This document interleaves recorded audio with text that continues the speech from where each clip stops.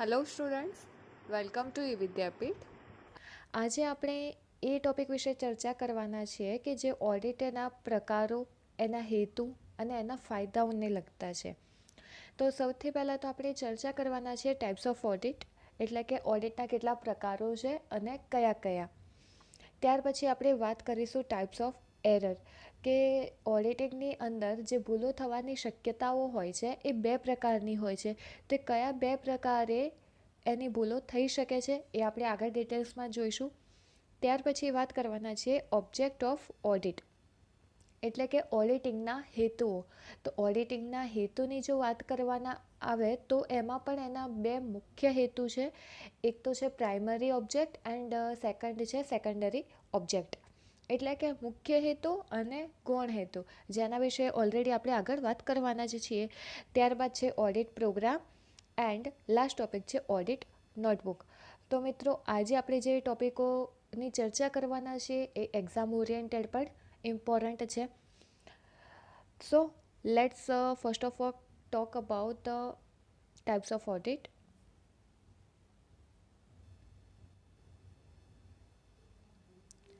તો સૌથી પ્રથમ વાત કરીએ ઓડિટિંગના હેતુ વિશે. ઓડિટિંગના કેટલા હેતુ છે? તો ઓડિટિંગના બે હેતુ છે. એક છે મુખ્ય હેતુ, એટલે કે પ્રાઇમરી ઓબ્જેક્ટ, એન્ડ બીજું છે ગૌણ હેતુ, એટલે કે સેકન્ડરી ઓબ્જેક્ટ. સૌથી પહેલાં તો વાત એ કરીએ કે ઓડિટિંગનો જે ઉદ્દેશ છે, એટલે કે એનો જે ઓબ્જેક્ટ છે એ શું હોય. તો ઓડિટિંગનો જે મુખ્ય ઉદ્દેશ છે એ હિસાબો અને જે નાણાકીય પત્રકો છે એ સાચા લખાયા છે કે નહીં તે તપાસવાનો. અને ગૌણ હેતુની જો વાત કરવામાં આવે તો મુખ્ય હેતુ બાદ એનો સેકન્ડરી ઓબ્જેક્ટ એ છે કે જે હિસાબોમાં રહેલી ભૂલો છે અને જે ગોટાળા છે એને શોધવા અને એ જે કોઈ પણ એરર છે એને ડિટેક્ટ કરવી. તો સૌથી પહેલાં તો આપણે મુખ્ય હેતુ પર ચર્ચા કરીશું કે ઓડિટિંગની અંદર મુખ્ય હેતુ એટલે કે પ્રાઇમરી ઓબ્જેક્ટ કયા કયા છે. તો સૌથી પહેલાં છે કે ધંધાના હિસાબો બરાબર લખાયા છે કે નહીં તે ચેક કરવું. ત્યારબાદ નફા નુકસાન ખાતું ધંધાનું સાચું પરિણામ દર્શાવે છે. થર્ડ, પાકું સરવૈયું ધંધાની સાચી અને વાજબી આર્થિક સ્થિતિ રજૂ કરે છે. હિસાબી પદ્ધતિ પૂરતી અને ખામી રહિત છે. તો અહીંયા વાત શેના વિશે કરવામાં આવી છે? ઓડિટના મુખ્ય ઉદ્દેશ વિશે. તો ઓડિટનો મુખ્ય ઉદ્દેશ શું થયું? તો ધંધાના જે હિસાબો છે એ બરાબર લખાયા છે કે નહીં તેના પરથી તૈયાર કરવામાં આવેલું જે નફા નુકસાન ખાતું છે એ સાચો નફો દર્શાવે છે કે નહીં, તથા પાકું સરવૈયું જે છે એ ધંધાની સાચી આર્થિક પરિસ્થિતિ રજૂ કરે છે. તો એ ધંધાની સાચી પરિસ્થિતિ રજૂઆત કરે છે કે નથી કરતા એ ચેક કરવાનું કામ છે. ત્યારબાદ ઓડિટર જે હિસાબ હોય છે એ હિસાબને તપાસ્યા પછી તેના ઓડિટ અહેવાલની અંદર પણ 3 વસ્તુઓનો સમાવેશ કરતો હોય છે. તે કઈ કઈ 3 વસ્તુઓનો સમાવેશ કરે છે કે જેથી આની હિસાબી પદ્ધતિ ખામી રહિત બને? તો સૌથી પહેલાં તો હિસાબો સાચા હોવા જોઈએ, હિસાબો જે છે એ સંપૂર્ણ હોવા જોઈએ. અને ત્રીજો પોઈન્ટ એ છે કે જે કોઈ પણ હિસાબો કરવામાં આવ્યા છે એની જોગવાઈ કંપની દ્વારા એક્ટ મુજબ થઈ હોવી જોઈએ. ત્યારે જ ધંધામાં હિસાબી પદ્ધતિઓ ખામી રહિત છે તેવું કહી શકાય. તો આ તો થયા એના મુખ્ય હેતુઓ. હવે આપણે વાત કરીએ એના ગૌણ હેતુઓની, એટલે કે એના સેકન્ડરી ઓબ્જેક્ટની. હવે સેકન્ડરી ઓબ્જેક્ટની વાત કરવામાં આવે તો સેકન્ડરી ઓબ્જેક્ટમાં 2 પોઈન્ટ હોય છે કે એક સૌથી પહેલાં તો છે કે ભૂલો શોધવી અને ભૂલો થતી અટકાવવી. અને બીજું ગૌણ હેતુ એ છે કે છેતરપિંડી શોધવી અને છેતરપિંડીઓ થતી અટકાવવી. એટલે કે સૌથી પહેલાં ભૂલો શોધવી અને થતી અટકાવવી, જેને આપણે કહીશું detection and prevention of error, એટલે કે ભૂલો શોધો અને એને રોકો. તો સામાન્ય રીતે કેવું થતું હોય છે કે જે હિસાબી ભૂલો હોય છે નામ્યા પદ્ધતિની અંદર એ બિનઆવડત રીતે કે સૈદ્ધાંતિક રીતે કે કોઈ ઈરાદાપૂર્વક ના કરવામાં આવી હોય, પણ જાણતા કે અજાણતા ક્યાંક ભૂલ થઈ ચૂકી હોય તો એને રોકવાનું કામ કોનું હોય છે? ઓડિટરનું. હવે આ ભૂલો શોધવી અને એને અટકાવવી. તો ભૂલોમાં બે પ્રકારની ભૂલો થઈ શકે છે. એક છે કાચા સરવૈયાને અસર કરતી ભૂલો અને બીજા પ્રકારની છે કે કાચા સરવૈયાને અસર ન કરતી ભૂલો. અમુક ભૂલો એવી હોય છે કે જે ભૂલો આપણી પ્રોસેસ દરમિયાન થાય તો એ કાચા સરવૈયાને અસર કરે છે અને અમુક ટ્રાન્ઝેક્શનની ભૂલ એવી હોય છે કે જેની એન્ટ્રી કદાચ ખોટી કરવામાં પણ આવી ગઈ હોય તે કાચા સરવૈયાને અસર કરતી નથી. તો હવે આપણી એક્ઝામ ઓરિએન્ટેડ કેટલું ઇમ્પોર્ટન્ટ છે, તો એક્ઝામની અંદર કાચા સરવૈયાને અસર કરતી ભૂલો અને કાચા સરવૈયાને અસર ન કરતી ભૂલો આ બંને વિશે ઓલરેડી પેપરમાં પૂછાઈ ચૂક્યું છે. તો સૌથી પહેલાં તો વાત કરીએ કે કાચા સરવૈયાને અસર કરતી ભૂલો. તો કઈ કઈ ભૂલો હોઈ શકે છે? તો જેવી રીતે અહીંયા જોઈ શકો છો કે કાચા સરવૈયાને અસર કરતી ભૂલોમાં છે શરત ચૂક ભૂલ. હવે શરત ચૂક ભૂલ એટલે કેવી? તો મિત્રો ઘણી વખત એવું બનતું હોય છે કે કંપનીના એકાઉન્ટન્ટ દ્વારા જે કાચું સરવૈયું બનાવવામાં આવ્યું હોય છે, તો આ કાચા સરવૈયાની અંદર બંને બાજુનો જે સરવાળો થતો હોય છે એ બંને બાજુનો સરવાળો જે છે એ અલગ અલગ હોય છે. તો જેને કાચા સરવૈયાને અસર કરતી ભૂલ કહેવાય.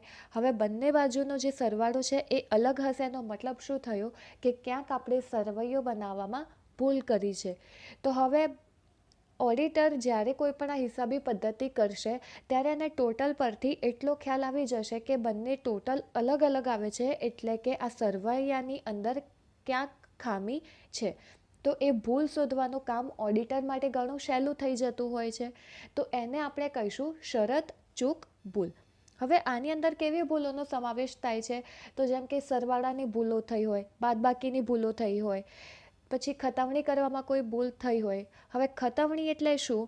તો ખતવણી એટલે કોઈ ખોટી રકમની ખતવણી કરી હોય, કોઈ એન્ટ્રી 2 વાર કરવામાં આવી હોય, અથવા તો ખાતાની જે શરૂઆતની બાકી છે એ ખોટી લખી દીધી હોય, અથવા તો કોઈની ઉધાર બાકી જમા સાઈડ બતાવી દીધી હોય અને જમા એન્ટ્રી કોઈ ઉધાર સાઈડ બતાવી દીધી હોય.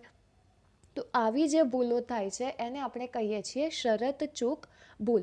જેમાં ખામી આવે તો કાચા સરવૈયાને એ અસર કરે છે, જેનાથી શું થશે? ઓડિટર માટે એ ભૂલ શોધવી ઇઝી પડી જશે. એવી જ રીતે આપણે બીજી વાત કરીએ કે કાચા સરવૈયાને અસર ન કરતી ભૂલો. તો હવે કાચા સરવૈયાને અસર ન કરતી ભૂલોની જો વાત કરવામાં આવે તો એમાં ઓડિટરનું જે કાર્ય હોય છે એ થોડું ડિફિકલ્ટ બની જતું હોય છે. કેવી રીતે? હવે કાચા સરવૈયાની અંદર એને અસર ના કરતી ભૂલોમાં સૌથી પહેલાં તો વાત કરીએ તો સૌથી પ્રથમ છે વિસરચૂક. વિસરચૂકને આપણે કહીએ છીએ એરર ઓફ ઓમિશન. હવે વિસરચૂક એટલે શું? તો હિસાબની અંદર કોઈ પણ વ્યવહાર સંપૂર્ણપણે કે અંશતપણે લખવાનો જ રહી જાય ત્યારે જે ભૂલો થાય છે એને કહેવામાં આવે છે વિસરચૂક. એટલે કે આપણે કોઈ પણ હિસાબ લખવા બેઠા અને એ હિસાબની અંદર આપણે કોઈ ટ્રાન્ઝેક્શનની એન્ટ્રી કરવાનું જે રહી ગયું, તો બેલેન્સ શીટની અંદર એની કોઈ એન્ટ્રી જ નહીં હોય તો ટોટલ અલગ આવવાનો તો સવાલ જ ઊભો નહીં થાય. તો એવી ભૂલોને કહેવાય છે વિસરચૂક. આવી ભૂલોથી શું થશે કે તમે એન્ટ્રી જ નથી કરી તો તમારું જે સરવૈયું હશે એને કોઈ જાતની અસર કરવાની નથી, જેને કહીએ છીએ આપણે એરર ઓફ ઓમિશન.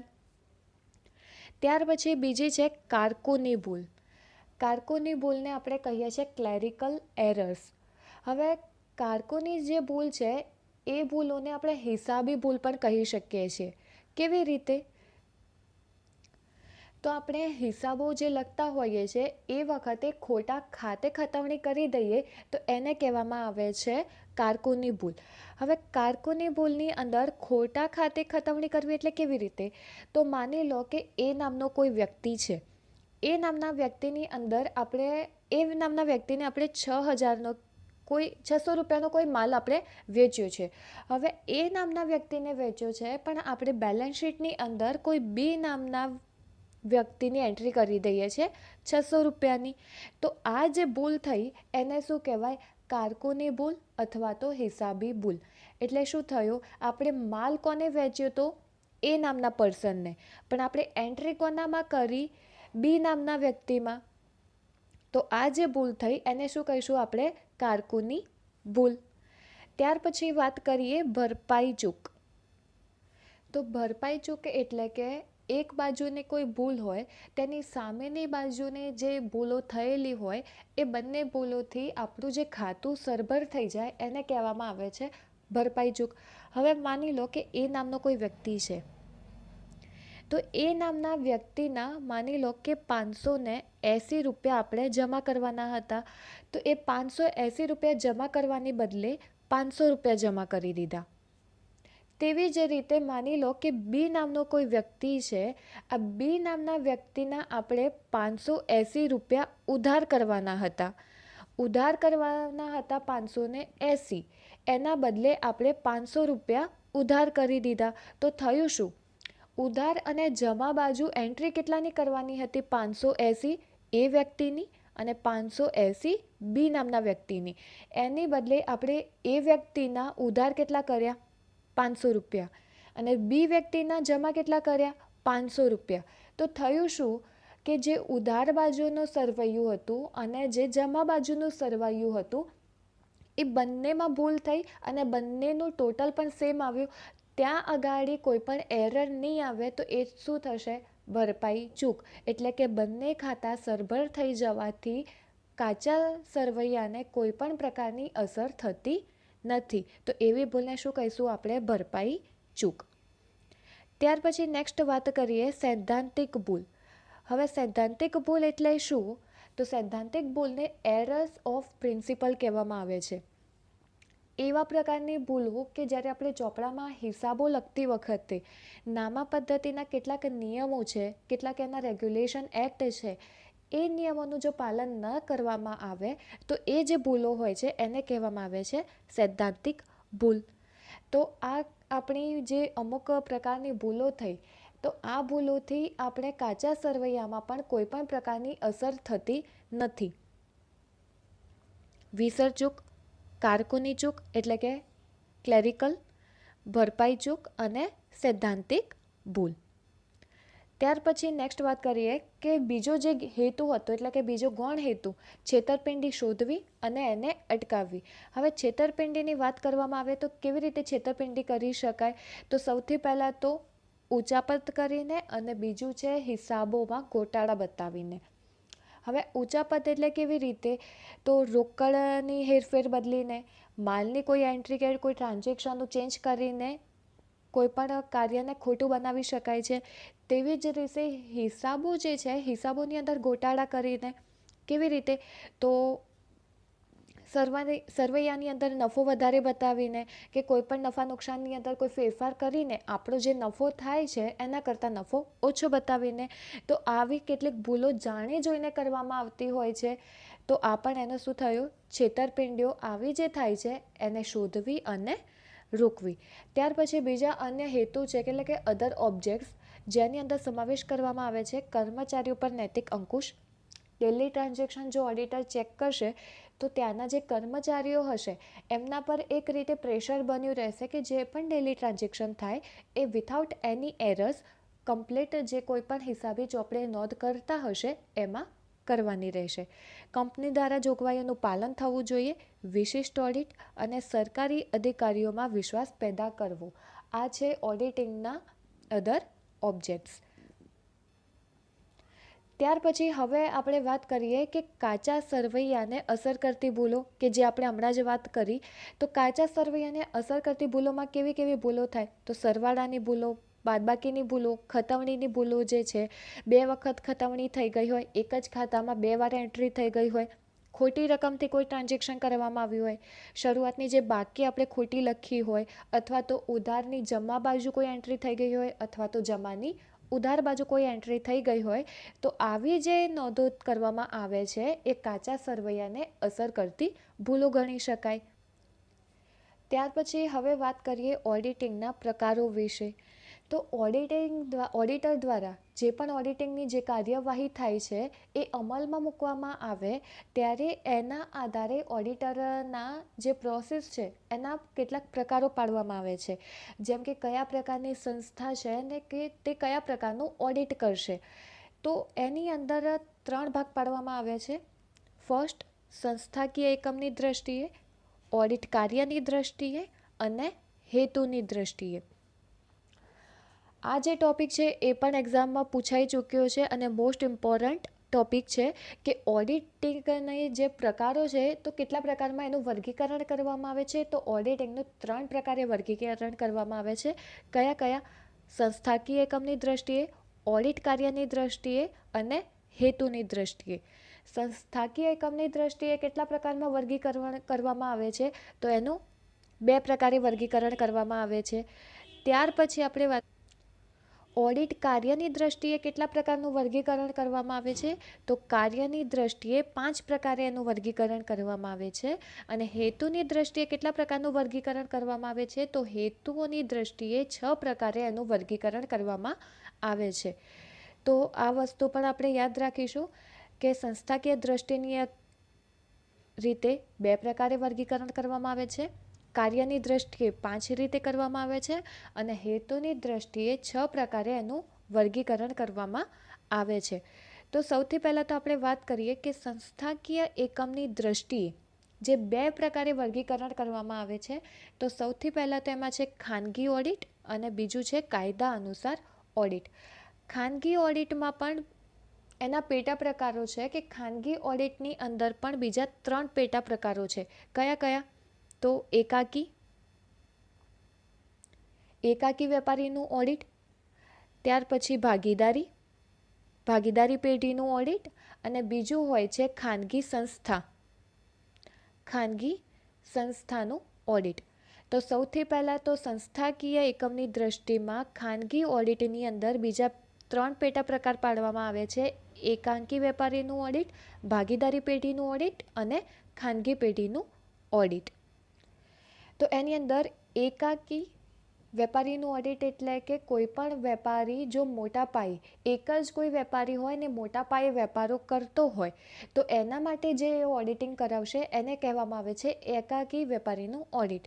ભાગીદારી પેઢીનું ઓડિટ કહીએ તો કેટલાક વેપારો ભેગા થઈને એક પોતાની પેઢીની અંદર જે કોઈ પણ કાયદા અનુસાર હિસાબો બનાવે છે અને એ જે હિસાબોનું ટ્રાન્ઝેક્શન હોય છે એની જે પ્રોસેસિંગ કરવામાં આવશે ઓડિટર દ્વારા એને કહીશું ભાગીદારી પેઢીનું ઓડિટ. હવે અહીંયા ધ્યાન રાખવા જેવી કઈ બાબત છે કે જે એક્ઝામમાં પૂછાયેલી છે? તો એકાકી વેપારીનું ઓડિટ અને ભાગીદારી પેઢીનું જે ઓડિટ હોય છે એ કાયદા અનુસાર ઓડિટ કરાવવું ફરજિયાત નથી. ઓલરેડી આ ક્વેશ્ચન એક્ઝામની અંદર પૂછાઈ ચૂક્યો છે કે ભાગીદારી પેઢીનું ઓડિટ કરાવવું ફરજિયાત છે કે નહીં. તેવી જ રીતે એકાકી વેપારીનું ઓડિટ કરાવવું ફરજિયાત છે કે નહીં. તો એકાકી વેપારી હોય કે ભાગીદારી પેઢી હોય બંનેનું કાયદા અનુસાર ઓડિટ કરાવવું ફરજિયાત નથી. તેવી જ રીતે આપણે વાત કરીએ કે ખાનગી સંસ્થાનું ઓડિટ. તો ખાનગી સંસ્થાનું ઓડિટ એટલે કે જે ખાનગી ટ્રસ્ટને આવરી શકાય એવી સંસ્થાનું ઓડિટ એટલે કે ખાનગી સંસ્થાનું ઓડિટ. જેમ કે વ્યવસાય વ્યક્તિ હોય, લાઇક એક્ઝામ્પલ ડૉક્ટર છે, એન્જિનિયર છે, વકીલો છે, તો આમના જે હિસાબોનું ઓડિટ છે એને આપણે કહીશું ખાનગી સંસ્થાનું ઓડિટ. ખાનગી સંસ્થાનું ઓડિટ પણ ફરજિયાત નથી. તો આ આપણા થયા સંસ્થાકીય એકમની દ્રષ્ટિએ તેનું વર્ગીકરણ. કેટલા? 2 પ્રકારે થાય છે. કયા કયા? તો ખાનગી ઓડિટ અને કાયદા અનુસાર ઓડિટ. ખાનગી ઓડિટના પણ 3 પેટા પ્રકાર છે: એકાકી, ભાગીદારી અને ખાનગી. આ ત્રણેય ઓડિટ માટે ઓડિટરે ઓડિટ કરવું ફરજિયાત નથી. ત્યાર પછી કાયદા અનુસાર ઓડિટ. તો કાયદા અનુસાર ઓડિટના પણ 2 પેટા પ્રકારો છે. કયા કયા? તો સરકારી સંસ્થાનું ઓડિટ અને બીજું છે બિનસરકારી સંસ્થાનું ઓડિટ. કાયદા અનુસારમાં ઓડિટના કેટલા પેટા પ્રકારો છે? 2. કયા? સરકારી સંસ્થાનું ઓડિટ અને બીજું છે બિનસરકારી સંસ્થાનું ઓડિટ. સરકારી સંસ્થાનું ઓડિટ એટલે શું? તો એની અંદર કેવા વિભાગો આવશે કે જેમ કે સરકારી કેન્દ્ર સરકારના, રાજ્ય સરકારના જે જુદા જુદા ખાતા છે જેવા કે ટ્રેઝરી, તાર ટપાલ, રેલવે. તો આ જે બધા થયા એ કયા થશે? સરકારી સંસ્થાનું ઓડિટ. જ્યારે આપણે બિનસરકારી સંસ્થાઓ માટે વાત કરવામાં આવે તો એની કેટલીક જોગવાઈઓ મુજબ જેમ કે કંપની દ્વારા મુજબ કંપનીનું ઓડિટ કરવામાં આવે છે. તો કયા કાયદા એકોર્ડિંગ આવશે? 1956. એવી જ રીતે બેન્કિંગ કંપની ધારાની વાત કરવામાં આવે કે બેન્કિંગ કંપની દ્વારા કોઈ ઓડિટ કરવામાં આવે છે તો કયા કાયદા એકોર્ડિંગ થશે? 1939. તેવી જ રીતે વીમા કંપનીની વાત કરવામાં આવે કે વીમા કંપની મુજબ વીમા કંપનીનું ઓડિટ થશે તો ધારો આવશે 1938. એવી જ રીતે સહકારી મંડળી, તો સહકારી મંડળી માટે છે 1962. ત્યાર પછી પબ્લિક ટ્રસ્ટ એક્ટ, તો એમના માટે છે 1950. તો આવા કેટલાક નિયમો અને ધારાઓ બનાવવામાં આવ્યા છે જે આવશે બિન સરકારી સંસ્થાના ઓડિટ મુજબ. ત્યાર પછી આપણે વાત કરીએ કે ઓડિટ કાર્યની દ્રષ્ટિએ કેટલા પ્રકારો પાડવામાં આવે છે. તો ઓડિટ કાર્યની દ્રષ્ટિએ એના ટોટલ 5 પ્રકારો પાડવામાં આવે છે. તો સૌથી પહેલું છે ચાલુ ઓડિટ. ચાલુ ઓડિટ એટલે કે કન્ટિન્યુઅસ ઓડિટ.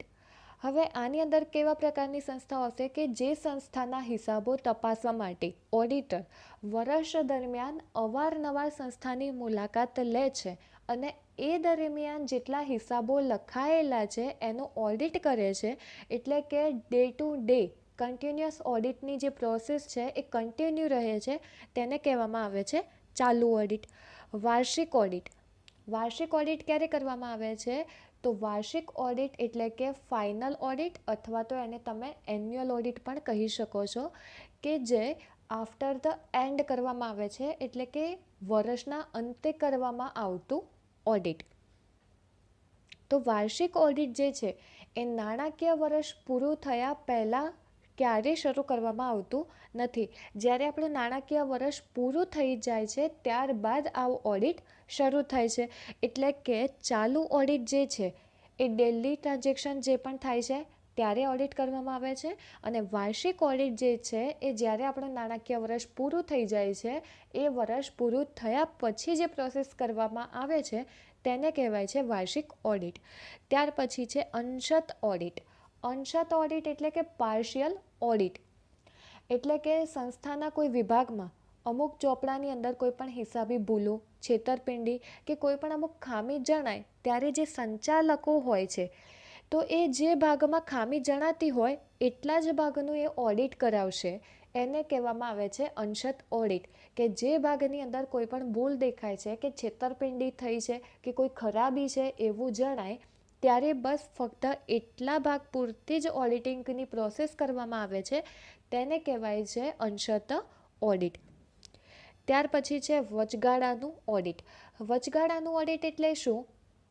તો જ્યારે આપણે વચગાળાનું ડિવિડન્ડ જાહેર કરવાના હેતુથી આપણે નફો થયો છે કે નુકસાન થયું છે એ જાણવા માટે વર્ષની વચ્ચેનો જે સમય હોય એ સમયની અંદર જે હિસાબોનું ઓડિટ કરવામાં આવે છે એને કહેવામાં આવે છે વચગાળાનું ઓડિટ. ત્યાર પછી છે આંતરિક ઓડિટ. આંતરિક ઓડિટ એટલે શું? Internal audit. સૌથી પહેલાં તો આંતરિક ઓડિટ કોણ કરશે? તો આપણી જે સંસ્થાના ઇન્ટરનલ વ્યક્તિ જે હોય છે એટલે કે એમ્પ્લોય દ્વારા આંતરિક ઓડિટ કરવામાં આવે છે. એટલે કે જેમ જેમ સંસ્થાના હિસાબો લખાતા જાય તેમ તેમ સંસ્થાના જ કોઈ ખાસ કર્મચારી દ્વારા એનું ઓડિટ કરવામાં આવે, તેને કહેવામાં આવે છે આંતરિક ઓડિટ. ત્યાર પછી હવે વાત કરીશું આપણે હેતુની દ્રષ્ટિએ. તો હેતુની દ્રષ્ટિએ ટોટલ કેટલા પ્રકારો પાડવામાં આવ્યા છે? 6 પ્રકારો પડે છે. એના કયા કયા? તો સૌથી પહેલાં તો હેતુની દ્રષ્ટિએ છે સંચાલકીય ઓડિટ. સંચાલકીય ઓડિટ એટલે શું? તો સંચાલકીય ઓડિટ એટલે કે મેનેજમેન્ટ ઓડિટ.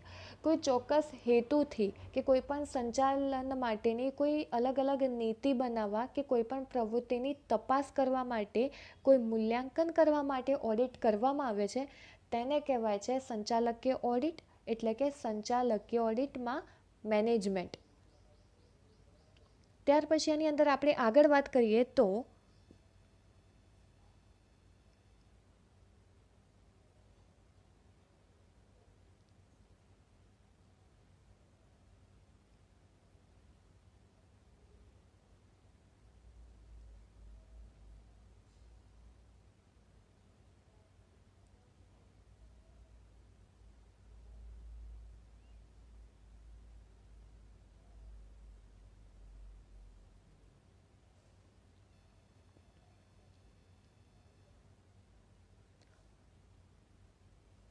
સોરી, ટેકનિકલ ખામીના લીધે થોડું ડિસ્ટર્બન્સ થયું. આપણે વાત કરી રહ્યા હતા ઔચિત્ય ઓડિટ વિશે. તો ઔચિત્ય ઓડિટ એટલે કે શું? તો ઔચિત્ય ઓડિટ જે હોય છે એક તો ઓડિટર દ્વારા જ કરવામાં આવશે, પણ એ ઓડિટમાં શું થશે, જે હિસાબી ચોપડા હોય છે એ ઓડિટ કરવામાં આવે છે. હિસાબી ચોપડા ઉપરાંત બીજા કયા કયા દસ્તાવેજો તપાસવામાં આવશે? તો કરારો છે, દસ્તાવેજ છે, ઠરાવ છે, કોઈ કાનૂની જોગવાઈઓ છે. તો આ બધા જે ચોપડાઓ છે, કરારો, દસ્તાવેજો, ડોક્યુમેન્ટ, એની પણ તપાસ કરવામાં આવે છે. એટલે કે જે વ્યવહારની આપણે ચકાસણી કરીએ છીએ એ તો કરવાની જ છે, પણ સાથે સાથે જે એને લગતા વાઉચર છે તેની પણ ચકાસણી કરીશું. તેને કહેવાય છે ઔચિત્ય ઓડિટ. ત્યાર પછી વાત કરીએ કાર્યક્ષમતા ઓડિટ. કાર્યક્ષમતા ઓડિટ એટલે કે ઇફિશિયન્સી ઓડિટ. હવે કાર્યક્ષમતા ઓડિટ એટલે શું? તો કેટલીક કાર્યક્ષમતાથી સંચાલકીય યોજનાઓ જે છે, નીતિઓ છે, એનો અમલ થાય છે કે નથી થતો તેની ચકાસણી કરવી, તેને કહેવામાં આવે છે કાર્યક્ષમતા ઓડિટ. ત્યારબાદ છે પડતર ઓડિટ. પડતર ઓડિટ એટલે શું? Cost audit.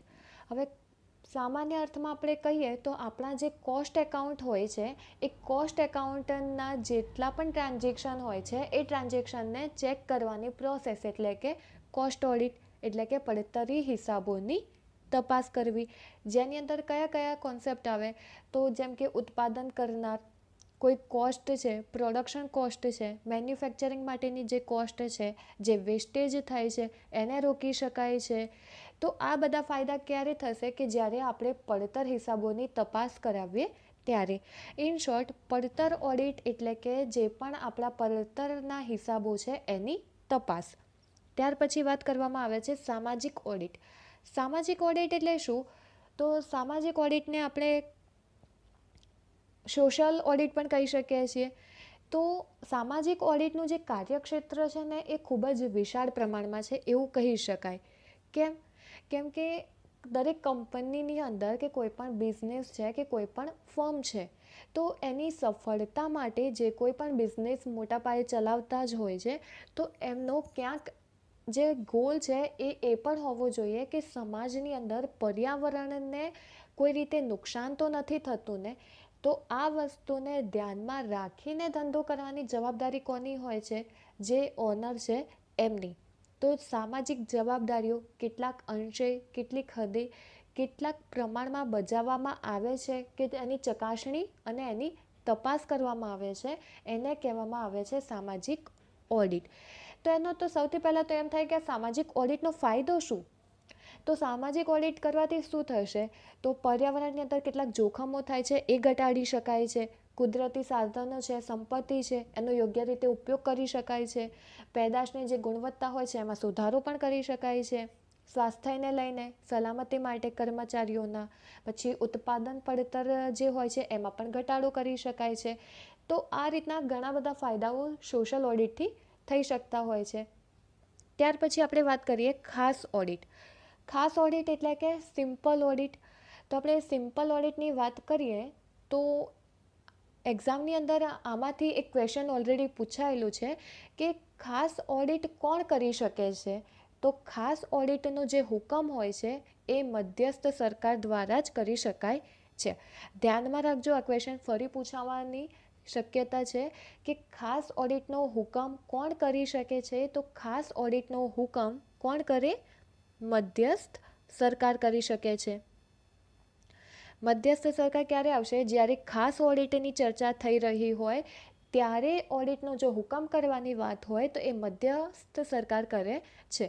હવે ખાસ ઓડિટના સંજોગોમાં કેવા કેવા પરિબળો ઉલ્લેખ કરવામાં આવે કે જેની ઓડિટિંગ કરવાની રહેશે? તો જેમ કે કંપનીના જે ડિરેક્ટરો છે કે કેટલાક મેનેજર છે એટલે કે વહીવટદારો છે, તેમનું મહેનતાણુંને લઈને, પછી જો ડિરેક્ટર્સના કેપિટલ એકાઉન્ટ હોય કે કરંટ એકાઉન્ટ હોય તો એના રિલેટેડ ઓડિટ કરવામાં આવે છે. ડિરેક્ટરોને જે લોન આપવામાં આવી હોય છે તો એના લગતું એને વ્યાજ કેટલું આપવું. ત્યાર પછી કંપનીની જે મિલકતો હોય છે એની જે જવાબદારી હોય છે એની ચકાસણી કરવી, એનું મૂલ્યાંકન કરવું. તો આવા જે કોન્સેપ્ટ છે એ કેમાં ઇન્ક્લુડ થશે? ખાસ ઓડિટની અંદર. તો આ થયા આપણા હેતુની દ્રષ્ટિએ ઓડિટિંગના પ્રકાર. તો સૌથી પહેલાં તો ઓડિટિંગના ટોટલ કેટલા પ્રકાર છે? ઓડિટિંગના ટોટલ 3 પ્રકાર છે. કયા કયા? તો સંસ્થાકીય એકમની દ્રષ્ટિએ, ઓડિટ કાર્યની દ્રષ્ટિએ અને હેતુની દ્રષ્ટિએ. સંસ્થાકીય એકમની દ્રષ્ટિએ કેટલા પ્રકાર છે? તો 2 પ્રકાર છે. કયા? ખાનગી ઓડિટ અને કાયદા અનુસાર ઓડિટ. ઓડિટ કાર્યની દ્રષ્ટિએ કેટલા પ્રકાર છે? તો ચાલુ ઓડિટ, વાર્ષિક ઓડિટ, અંશત ઓડિટ, વચગાળાનું ઓડિટ અને આંતરિક ઓડિટ, એટલે કે ટોટલ 5 પ્રકાર છે. અને હેતુની દ્રષ્ટિએ જો વાત કરવામાં આવે તો ટોટલ કેટલા પ્રકારો છે? તો હેતુની દ્રષ્ટિએ ટોટલ 6 પ્રકારો છે. કયા? સંચાલકીય ઓડિટ, ઔચિત્ય ઓડિટ, કાર્યક્ષમતા ઓડિટ, પડતર ઓડિટ, ખાસ ઓડિટ અને સામાજિક ઓડિટ. તો આ થયા આપણા ઓડિટિંગના પ્રકારો. તો અત્યાર સુધીના આપણે જેટલા લેક્ચર્સ જોયા અને આજના ટૉપિક રિલેટેડ જો વાત કરીએ તો તમને એક અંદાજો આવી ગયો હશે કે એક્ઝામની અંદર કેવા ક્વેશ્ચનો ઓલરેડી પૂછાયેલા છે અને ઓડિટના જે પ્રકારો છે, એના જે હેતુ છે, ત્યાર પછી એની એરરની વાત કરવામાં આવી, જેમ કે કાચા સરવૈયાને લગતી ભૂલો અને અસર કરતી ભૂલો અને કાચા સરવૈયાને અસર ના કરતી ભૂલોમાંથી કેવા પ્રકારના ક્વેશ્ચનો ઓલરેડી પૂછાઈ ચૂક્યા છે. તો આપણે એ જ દિશામાં સાચી તૈયારી કરવાની છે. કોઈ પણ પ્રોબ્લેમ હોય, કોઈ ટૉપિક વાઇઝ કે કોઈ પણ સબ્જેક્ટને લઈને, તો તમે અમારી સંસ્થામાં કોન્ટેક્ટ કરી શકો છો. આવી જ રીતે આપણે ઓડિટિંગની અંદર હવે ઓડિટ પ્રોગ્રામ, ઓડિટ નોટ પોથી એટલે કે ઓડિટર પોતાની ડેલી ટ્રાન્ઝેક્શન માટેની એક બુક રેકોર્ડ તૈયાર કરે છે. ઓડિટ રિપોર્ટ વિશે ચર્ચા કરીશું અને કોમ્પ્યુટરાઇઝ, આજની જનરેશનની વાત કરીએ તો ઓડિટિંગની જે પ્રોસેસ છે એ હવે કોમ્પ્યુટરાઇઝ થઈ ગઈ છે. તો કેવી રીતે પ્રોસેસ હોય છે એના વિશે આપણે ડિટેલ્સમાં ચર્ચા નેક્સ્ટ વિડીયોમાં કરીશું. કોઈ પણ પ્રોબ્લેમ હોય, કોઈ ટૉપિક સમજમાં નથી આવ્યો તો તમે અમને કોન્ટેક્ટ કરી શકો છો.